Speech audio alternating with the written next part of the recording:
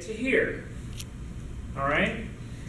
And if you're efficient about it, you're going to probably do this without even thinking. You're probably going to walk down to about here, and then go down the stairs, and then walk across. You see what I mean? You're not going to go like this, and then walk forever through the sand. You know what I mean? Because your body knows, your brain has this physical understanding of, oh, that's more work. You know, and you're not going to go all the way down to here and then walk straight across, because then you're walking farther than you need to walk, right? You're going to try to maintain a diagonal. But the most efficient diagonal isn't this, because that would have you going down this staircase. You're going to go to about there and kind of split the difference. This is exactly what light does. Exactly what light does when it travels through a medium or other things. So it's going to go kind of like that, and take what it feels is the most efficient path to the object. Now, this is going to come back later when we get into stuff like rendering things in water and things like that. But anyway, this is a general explanation for angle of incidence. Now, you don't have to get into this too much, but it's something I want you to understand. You know, light is basically frequencies. It's radiation. And you have to consider the light source. So for instance, if you've got a light source that is, say, the sun, okay, well that's one thing. But if you've got a light source that's an incandescent bulb, or a fluorescent bulb, or an LED, or a torch, versus a computer screen, versus, you know, you have to consider the quality of your light source, because it's going to affect what can happen in your image. So for instance, I'm not going to do this to you, but if I said to you, okay, I want you to render a white cube in a white corner in sunlight, that's different than a white cube in a white corner by an incandescent light, or by, you know, a street lamp or something like that. You get different effects, and you can create different illusions. Oh, John. Yeah.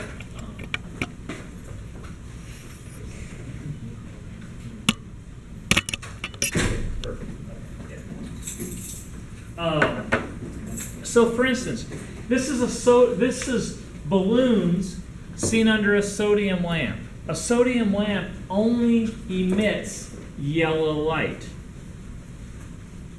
So if you're only emitting yellow light, what colors can you get? Yellow. No other colors become possible. Now, these same balloons photographed under a non-sodium light look like this. That's how dramatic the effect is. When I say you only get yellow light, I mean you only get yellow light. So you can't see any other color. All right? Now, here's a similar thing. Black cloth, white cloth. You think, oh, those are easy to tell apart. Except they're not. Is that black or white? Black. Is this one black or white? White. Is that one black or white? White. Are you guys sure? Yeah. You got 2 out of 3. Does it make you nervous that you missed one? Okay, so here's the thing. The fact of it is until you have a reference, it's very hard to tell one thing against another without some other form of reference. Now I included these slides. I'm going to go through them really fast because it's about relative values. Rembrandt taught me a lot about relative values. I had to do a master copy of a Rembrandt when I was in a head painting class. And I did this one. And what it showed me was he really knew a lot about lighting. And this is, again, years before other people caught up to him in this regard. So one of the things that he would do is look at the highlights. Okay, there's a highlight on the forehead, there's a highlight on the nose, there's a highlight on the chin, there's highlights on the hands. But this is what the crafty bastard did. These are the values. Let's see, let me make sure I'm doing this correctly. Yeah, so these are the values of the highlights. He has this value here, he has this value here, this value here, this value here as the highlight. So what is he illustrating here? What he's illustrating is he's illustrating the inverse square law, showing how the light's diminishing with distance. As the light is up here, and as the object gets further from the light, the highlight on that object gets dimmer. But when you look at it, it seems very subtle. You can barely tell that he's doing it. And the reason you can barely tell is because he's doing the same thing to the surrounding values. So if you look at the surrounding values around these highlights, okay, he's doing this.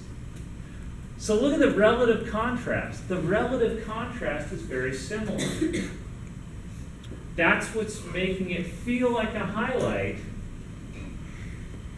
Makes it feel like a highlight, but it makes it feel like a highlight that's further away from the light. You see what I mean? So in Rembrandt's paintings, one of the reasons his paintings feel so convincing in terms of light is because he's never painting the same value. Like, he doesn't paint the flesh on the head the same as the flesh on the hand, because one is further from the light source. He goes even further. He doesn't paint the flesh on the chin the same as the flesh on the forehead, because one is farther from the light than the other. Now, do you see the implications of this in anything you do? You know, if you think about where the light is and you think about where the form is, you should have gradating values on every surface. Okay. These are the actual values. So take a look. He's got like, okay, 7 or 8%, about 17%, about 8%, 15%. So he's got between like 10 and 20% value change. Now don't go by that. Don't say, oh, I need to have 10 or 20% value change. No, it doesn't. It's not that simple. But just as an idea, it is valuable to think about. Now, again, these are basic illusions that are caused by value and lighting. When you have flat tones like on your grayscale, they don't appear to go anywhere in space. Okay, flat tones on a page just kind of lay there. But I think the next one is if I put a value on them. Yeah, watch what happens if I put a gradation on them. Watch what happens to the sensation of 3D form. Now this is exaggerated, but notice how now you're getting a sense of space that you're not getting from that. Okay? Now if you look at something like this,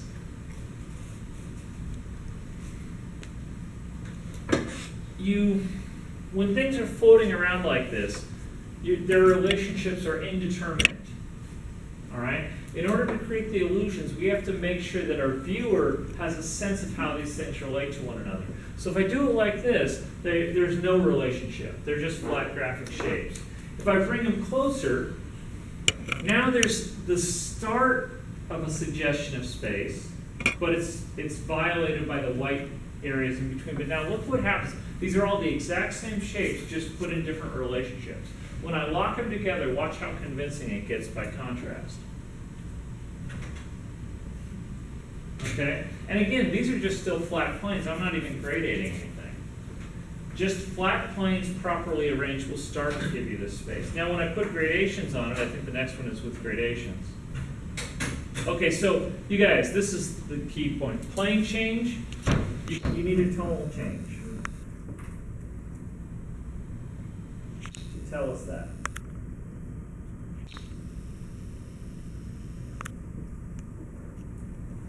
All right. So what else affects the value? The strength of the light, the angle of its reflection, the angle of incidence, the local value, which is a very minor effect. Okay, the local value is just something black, or are they wearing a white t-shirt or a red t-shirt? Inter-reflected light is also a factor, but the main two ones are the strength of light and the angle of reflection.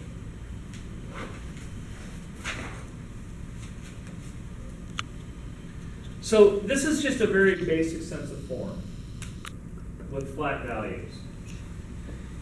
even at this level, what you guys want to be thinking about, you want to pay attention to this. Why would you pay attention to that corner? Because it shows all three values in relationship to one another simultaneously. It's like your grayscale.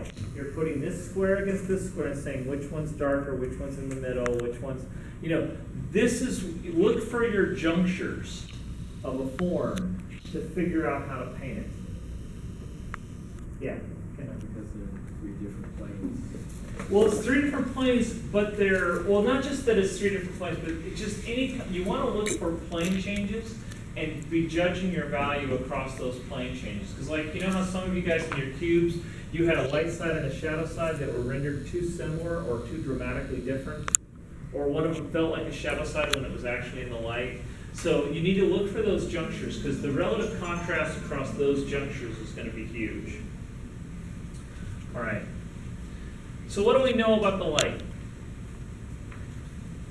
We know roughly where it's coming from, and we have a suggestion of how far away it is. All right? You can make educated guesses on the gradients. You could say, well, okay, if the light's coming in from this angle, then probably this corner's going to be darker, this one's going to be lighter, this corner's going to be darker, this corner's going to be lighter, this corner's going to be lighter, this corner's going to be darker. You can start making guesses just based upon what you know about how the light degrades with distance and where the light's coming from. All right. Now you can also add highlights. Notice the difference the highlights make here. Having just a little bit of a rounded corner, look, I'll do it again. To that. That little edge gives you that sensation of that rounded edge, just like on the walls.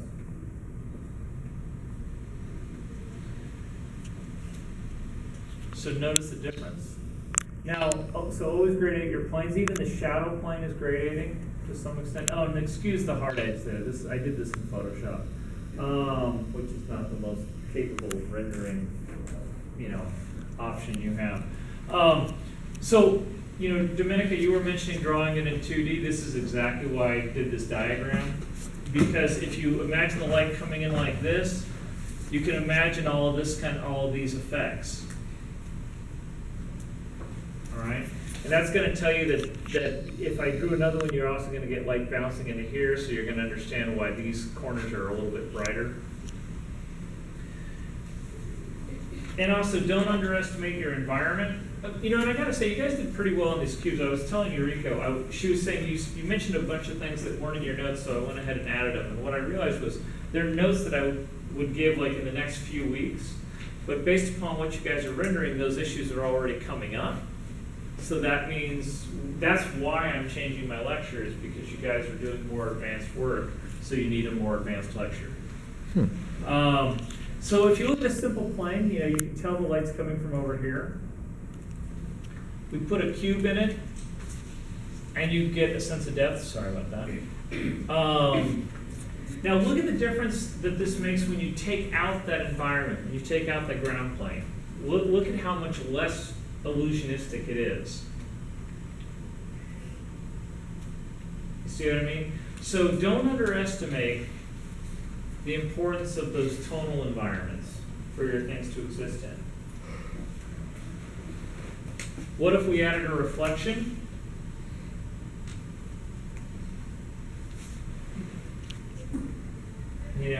Or if we made it kind of a fuzzy surface reflection? Soft, right? So a lot of what we're talking about right now, a lot of what we're doing this week is just an introduction to light.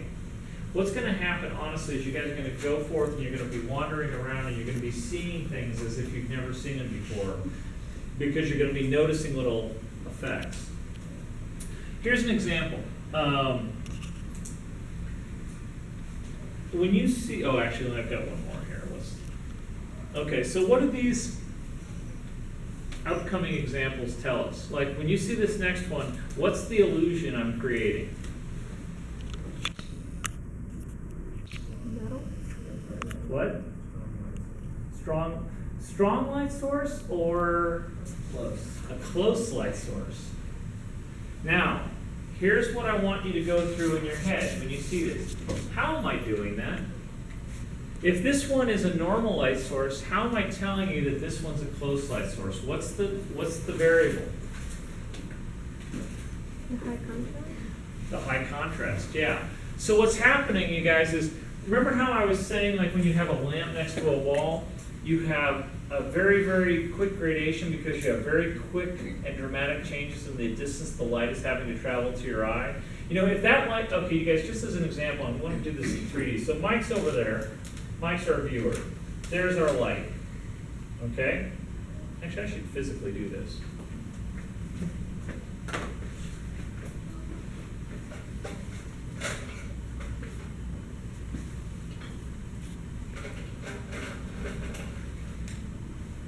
Hey, Eureka. All right. So Mike's over there. He's our viewer.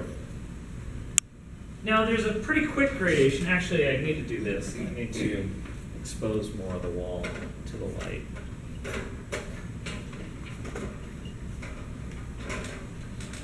Okay. You know, this isn't ideal because it is a spotlight. So you're getting it gradating at a certain speed here. But the difference between the light hitting here and the light hitting there and the light hitting there, there's a most efficient path for Mike. But, and it's right about here. This is probably the brightest part of the wall for Mike, right about here. And then it falls off. But notice what happens, like look at the relative value down there and the relative value over here. They're dramatically different, but they're not as different if I do this.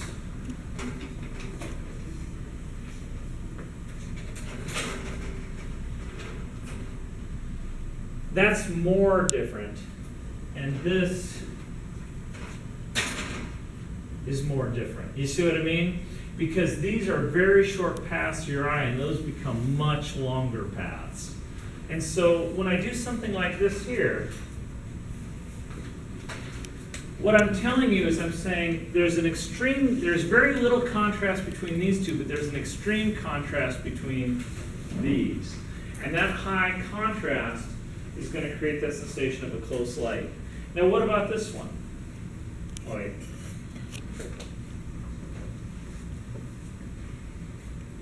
It's the same thing as one of the early cubes. The relative contrast between here is minimized, but there's a big contrast between here, so now I'm telling you this is a dark cube.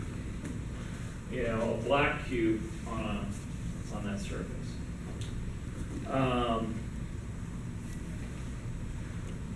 Okay, so usually at this point a discussion comes up about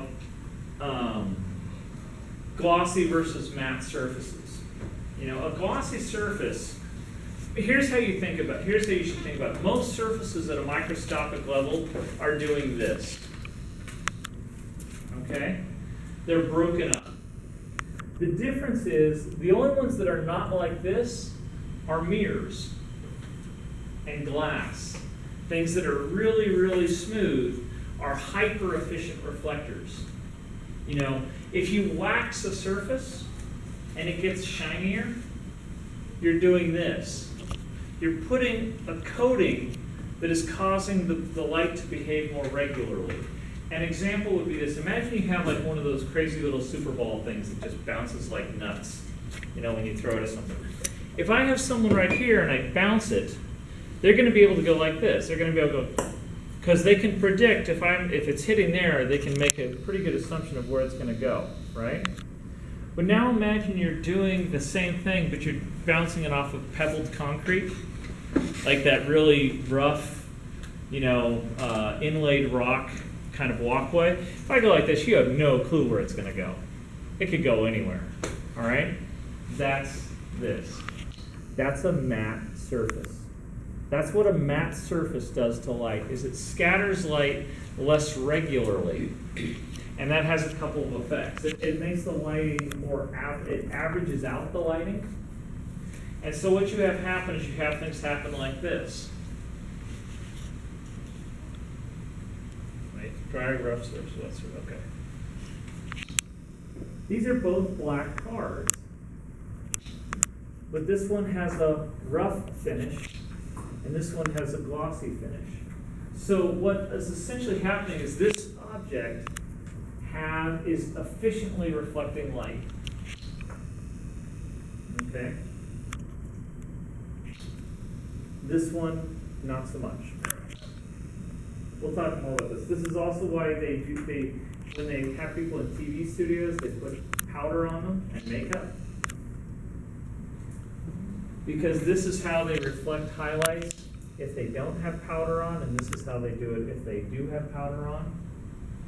Because the powder scatters the light a little bit, diffuses the light a little, so it doesn't make people look shiny and wet. All right.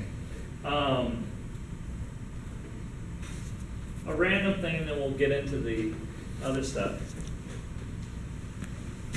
Why is concrete darker when it's wet? So it has to do with that glossy, water is glossier? Well, hang on a second. We'll get to that as you're close. We're going to get to that in a second. So here you have dry concrete. Here you have wet concrete, but not standing water. Why is this concrete darker than that concrete? Yes. Because the stuff that it's reflecting is like, on standing water, it's smooth and can give the image, whereas when it's just wet, it's reflecting it, but like really concrete. Okay, you guys are in the right. These are matte reflections. These are glossy reflections, and that does have to do with what you guys are talking about. But I'm talking about the value. Why is the value here? These are the same surface, but this one's wet and that one's darker. Why? Does it absorb more light? Yes, because water absorbs heat and light. Water absorbs the radiation. So any wet surface is going to get a little bit darker. Think about someone's hair. You know, someone has wet hair, their hair gets darker. Gets darker because the water in their hair is absorbing light and not letting as much radiation come off of it. So we're going to go deeper into all this stuff, okay? But these are some basic things that I want you guys to be thinking about, because I want you to be thinking physically about what we're looking at. All right, now let me check something here. I want to double check where I plan to go with you guys.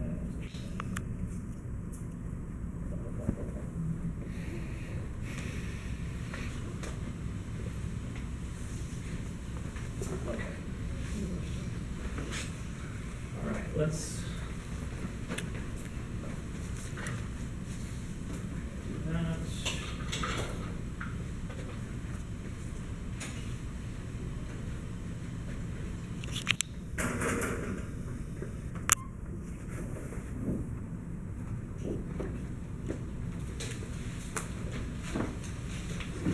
Okay, you guys, so this next thing, I'm going to have you guys kind of come on up and gather around in just a second. Wait, just a second. So I'm going to have you come on up and gather around, and I'm going to demo some stuff physically with a cube and a corner and a light.